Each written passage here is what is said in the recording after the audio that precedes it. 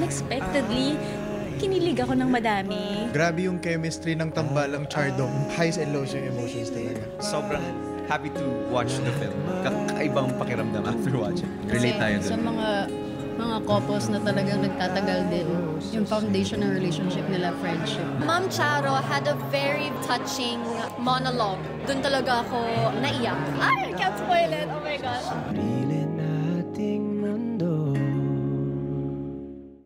Ang sarap panoorin ng movie, sobra kang mai-in love and sobra kang mapapasabi na pwede pala. Yung love story nila bago sa mata. Na-discuss yung mga topics without making it over-dramatized. It makes you feel both sad and happy at the same time, which is actually what life is all about. Regardless of your age, what is important is human relationship.